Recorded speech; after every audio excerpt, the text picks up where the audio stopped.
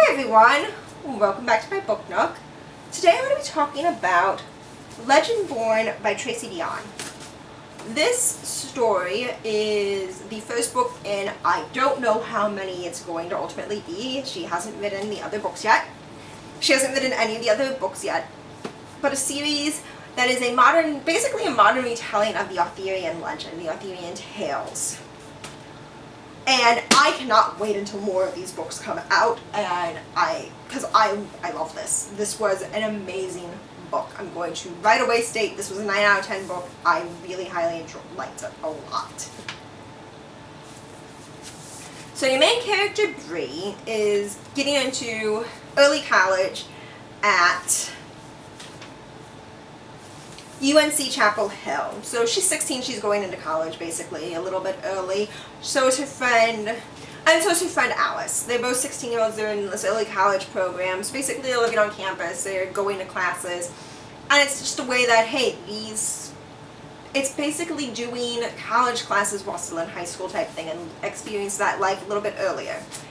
And so her and Alice went out to do things that teenagers do, especially teenagers when they first go into college, and they went off campus, they went somewhere they're not supposed to be going, to party with other kids and everything, and these demons or things, these shapes start to attack people, and other people come and fight them off, and then are making everyone who was there kind of forget what happened. And Bree doesn't forget. And she realizes then after that these things, something like this similar, trying to make her forget what had happened after her mother died in a car accident. And so Bree now is on this thing trying to figure out what happened to her mom and what's all going on. And she meets this boy named Nick, who is also her tutor and advisor, because the dean got really frustrated with her actions and was putting her on basically a point in which she could end up kicked out of the early college type program. And it turns out Nick is part of an organization called the Round Table. She also, working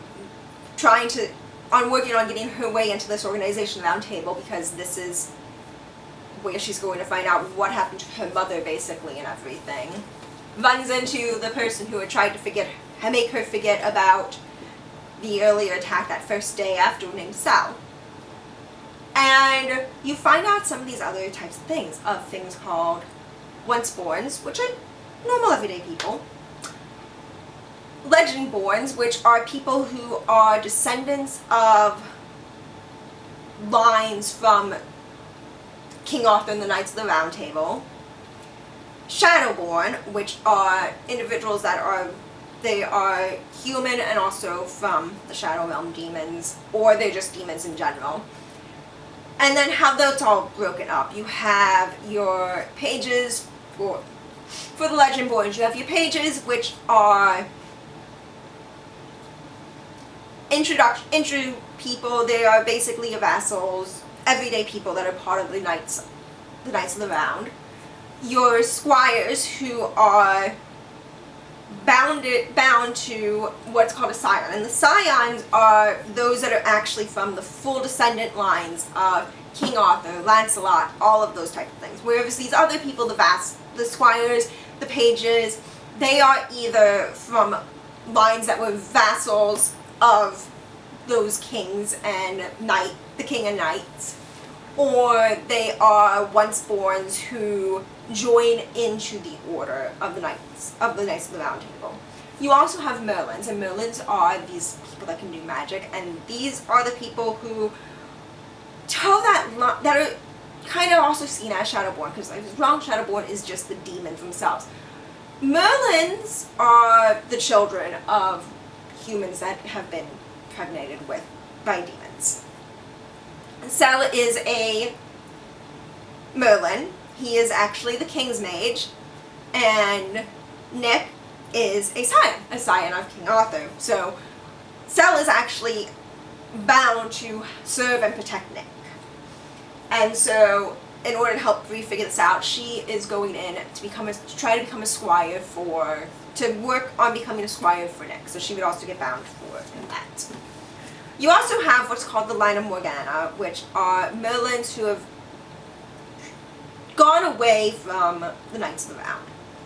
And Sal at first really does not like Bree at all, because since her coming in, there's a lot more demons. There's more of these gates to the demon realms of the Shadow World being opened up, and he is at first very much convinced that she is the one doing this. She's not. You ultimately find out who is doing and everything, but the thing is that what's very concerning is this could cause something called Camelon, which is basically in which a massive war is going to happen. This would cause Arthur to call on his scion, because he only calls on his scions when things are reaching a calamity. Ultimately, Arthur does call on his scion, and it's not who anyone in the Knights of the Round expected. And then later on, Nick is kidnapped at the end of the book, because this, as I said, is the first book of a series, and I cannot wait till more of these come out because I am loving this. I have no idea how many it's going to be, but I am excited for more of these books. I highly, highly recommend it. There's a lot of other things I left out, like this whole concept of, so with Bree, her mother did something called root magic because she also had the ability to do magic. Bree has some of this, which is why what they call mesmers, which is what Sal and the other person did at her mother's ex and tried to do on her, why they don't work, because she has this connection to magic. And the thing is the root magic and the stuff that the Knights of the Round do, it's coming from the same source, but so those that do the root magic look very against what the Knights of the Round basically do as blood magic, because they're able to do it in a way that they basically were like, hey, yeah, if we have this magic, using it, having it, will make it so we will end up dying. Well, we are connecting our life force in order to be able to have this and pass it on throughout our bloodline. I recommend it. I love this book. I cannot wait for more. And yeah, like I said, 9 out of 10 book. So like the video, subscribe, and ring the bell so you get when I put up other videos. And I'll see you next time. Bye, everyone.